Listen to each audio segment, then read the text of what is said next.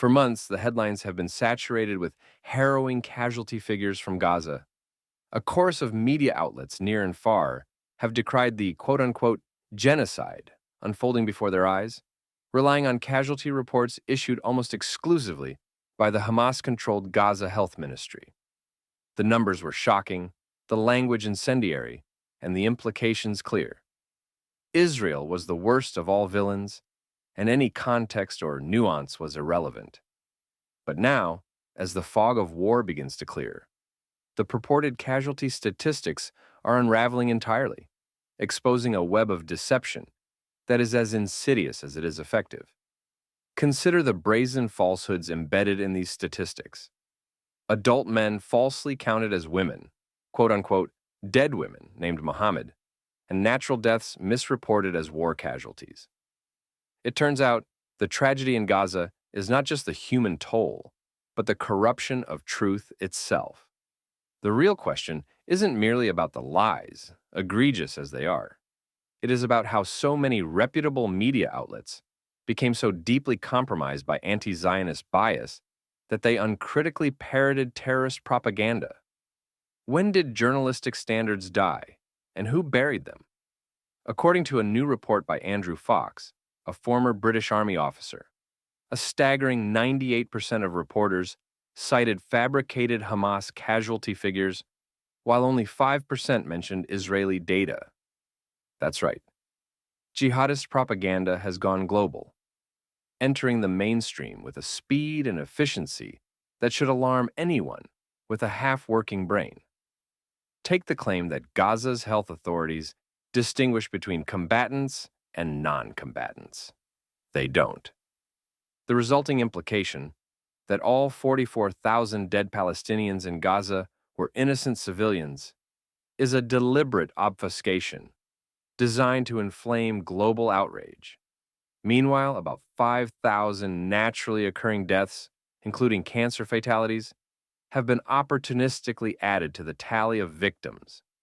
The ages of the casualties have been systematically revised downwards to inflate the number of children killed.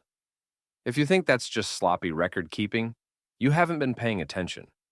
This deliberate manipulation of data confirms and enhances the seminal work first conducted by Abraham Weiner, a professor of statistics and data science at the University of Pennsylvania, along with Tom Simpson, Louis Stone, and Gregory Rose. Their meticulous analysis revealed that the numbers coming out of Gaza were not merely unreliable, but systematically engineered to serve a propaganda narrative.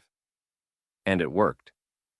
In October 2023, Britons were nearly twice as likely to hold Hamas most responsible for the war than the Israeli government. Fast forward a year, after relentless media misinformation, and 60% of Britons believed Israel's military actions had gone too far, while only 12% thought they were about right. Public opinion, shaped by the steady drumbeat of distorted casualty figures, has placed the Jewish state under enormous international pressure to relent, effectively granting Hamas a lifeline to regroup and rearm. The complicity of the media in amplifying Hamas's propaganda is not just a journalistic failure. It's a moral one. Reporting casualties is not inherently biased, but choosing to rely on unverified figures from a terrorist organization, while sidelining credible alternative sources, is an act of editorial malpractice, and the consequences are dire.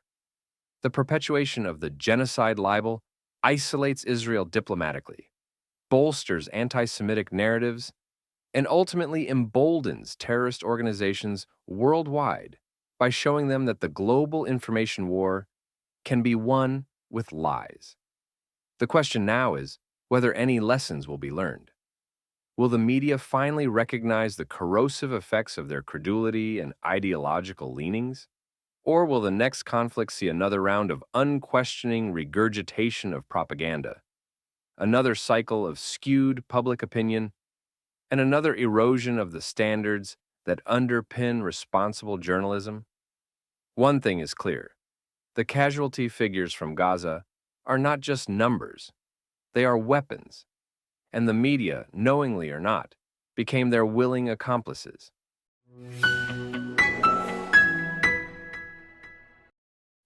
If anything, the Israelis should be given a standing ovation for the humanitarian measures they have implemented in Gaza, such as assisting Gazans with evacuations and protecting humanitarian corridors with tanks and soldiers, delivering tons of aid to the Strip, agreeing to inspect more aid and opening an additional border crossing for it, and taking a plethora of precautions before and during airstrikes.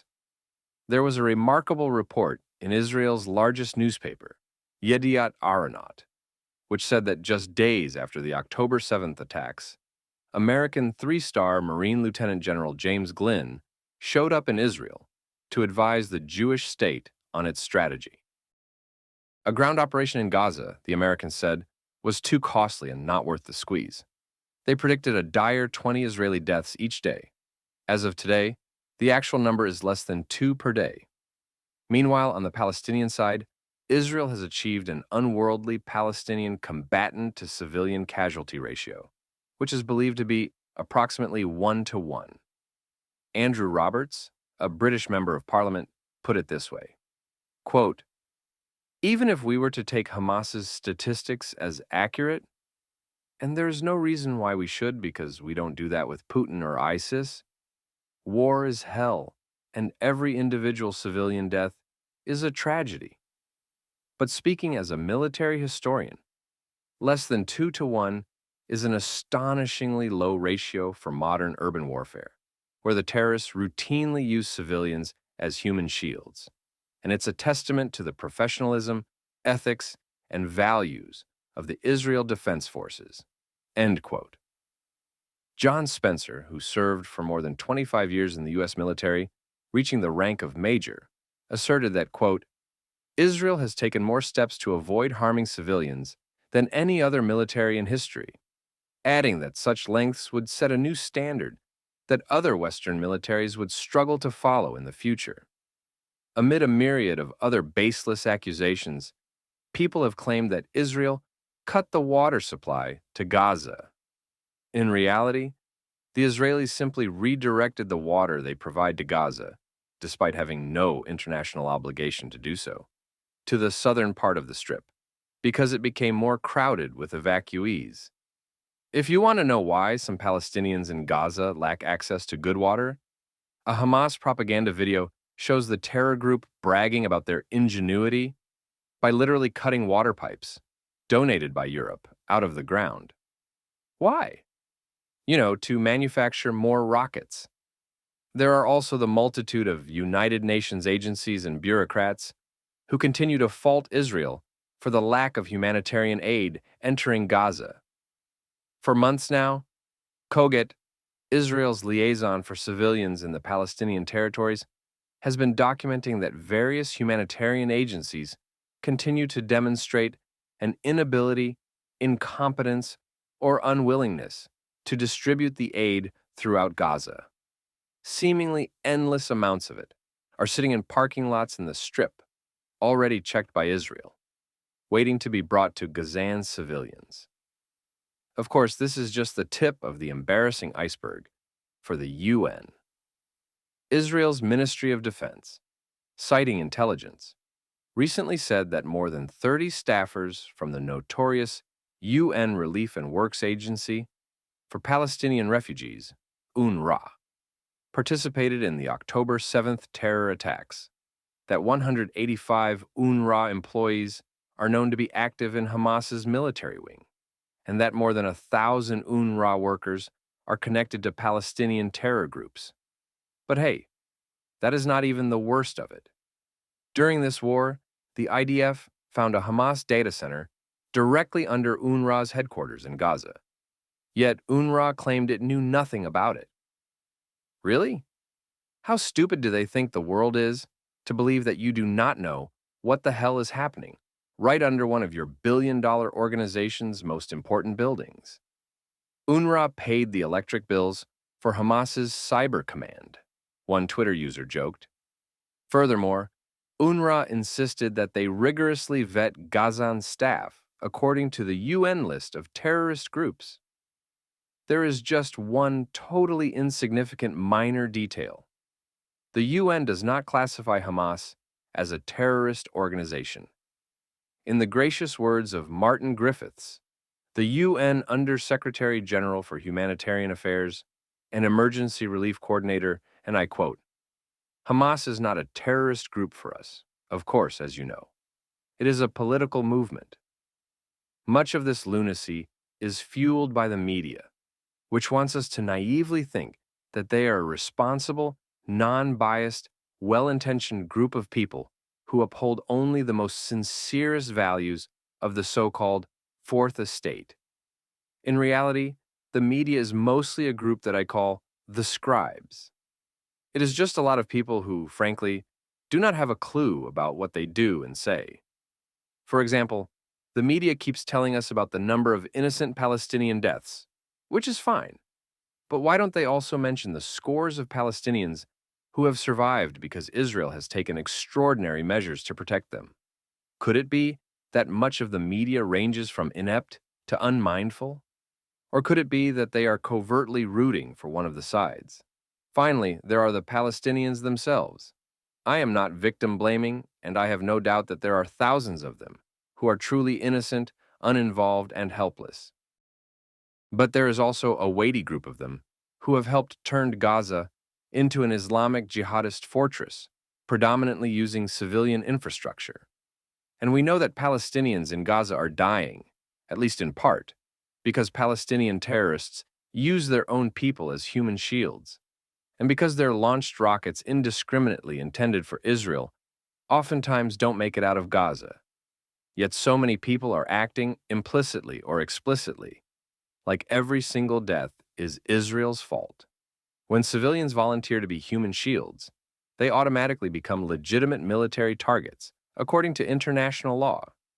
In many cases, they are used as human shields against their own will, which is a gross violation of international law. But it was Israel, not Hamas, that was brought in front of the World Court.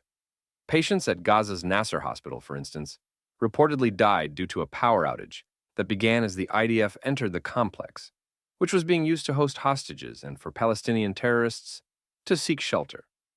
The IDF has routinely offered humanitarian aid to each hospital it is forced to raid and orders evacuations to protect innocents. Hamas, meanwhile, relies on civilian casualties for Western sympathy. Who do you think cut the power? And yet, so many people are not accusing Hamas of attempting to commit genocide, when it is in the terror group's public charter that they desire to deliberately kill as many Israelis and Jews as possible. As Pierre Poilievre, a Canadian politician, put it, quote, "We don't even need to accuse Hamas because they admit that they are a genocidal enterprise. They admit that their October 7th attacks were motivated by genocidal aims. They are backed by the Iranian government, which seeks to annihilate the entire Jewish people." End quote. There is another way to think about all of this, according to Dr. Barry T. Gay, a retired psychologist and entrepreneur, who said, quote, "If Hamas had not perpetrated the worst atrocities imaginable against Israel, if Egypt and other countries had opened their borders to allow displaced Palestinians in Gaza a place of refuge, if UNRWA, the UN, and human rights organizations had stood up to genocidal Hamas instead of supporting them, if Gazans had refused to be subjugated by radical Islamists, if world leaders actually led in support of human rights and humane values, things could have been different. But we live in a world of corruption, weakness, anti-Semitism, tribalism, and failures. Of all the malign, compromised forces operating in the Middle East, Israel is the most true, brave, and right.